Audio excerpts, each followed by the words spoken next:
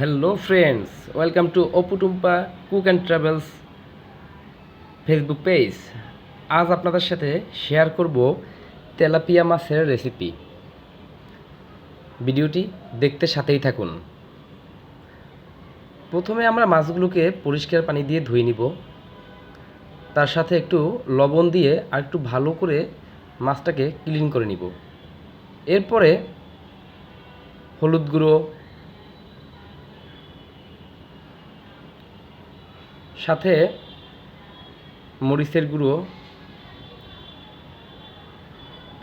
দিয়ে ভালো করে মিক্স করে নিব। হ্যাঁ, সাথে ধনিয়ার গুঁড়ো দিতে পারেন, আমি একটু ধনিয়ার গুঁড়ো দিয়ে দিয়েছি।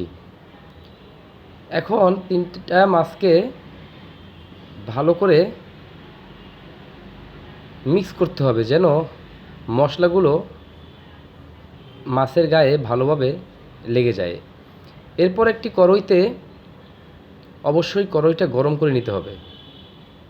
যদি কড়াইটি গরম না থাকে তাহলে যদি আপনারা তেল দেন, তাহলে মাছগুলো যখন আপনারা উল্টা পিঠ ভাজতে যাবেন তখন আপনাদের মাছটি কিন্তু উল্টাবে না। তাই অবশ্যই ভালো করে কড়াইটি গরম করে, তেলও গরম করে একটা একটা মাছ আপনারা আস্তে আস্তে দিবেন। এটি দেওয়ার সময় সতর্ক থাকবেন, অনেক সময় মাছগুলো ফুসে উঠে আপনার গায়ে তেল ছিটে যেতে পারে, তখন কিন্তু বার্ন হওয়ার চান্স থাকবে।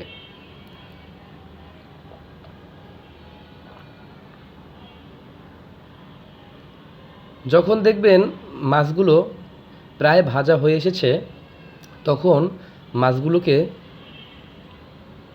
ঘুরিয়ে দিবেন যেন অপোজিট পাশও ভালোভাবে ভাজা হয়।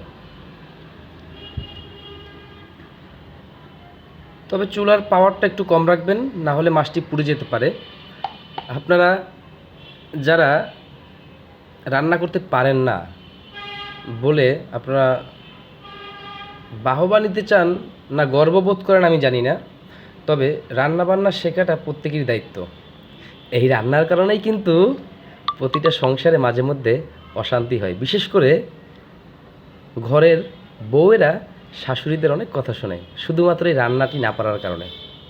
তো যারা আপনারা রান্না পারতেছেন না এবং সংসারে অশান্তি, তারা অবশ্যই আমার ভিডিওগুলো দেখবেন, লাইক, কমেন্ট এবং শেয়ার করবেন।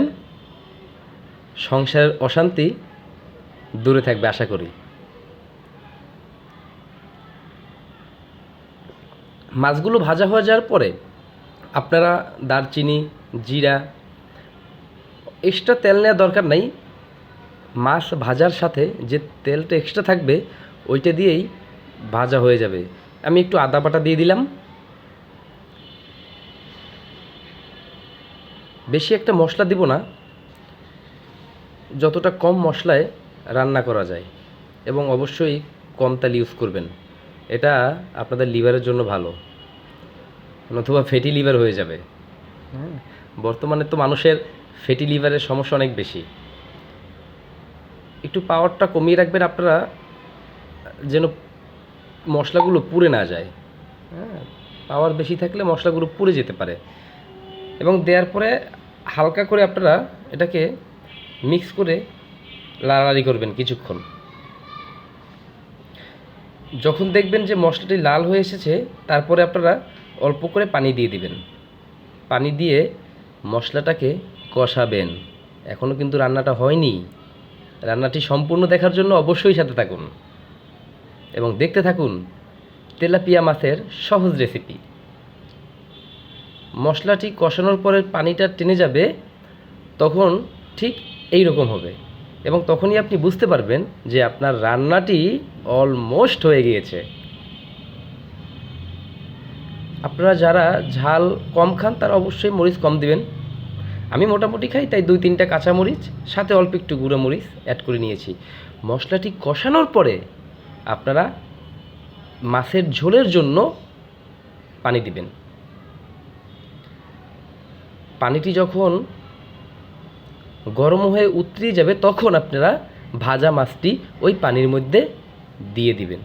এভাবেই আপনার সহজেই আপনার তেলাপিয়া মাছের রেসিপিটি হয়ে যাবে। ভিডিওটি ভালো লাগলে লাইক, ফলো অ্যান্ড শেয়ার করে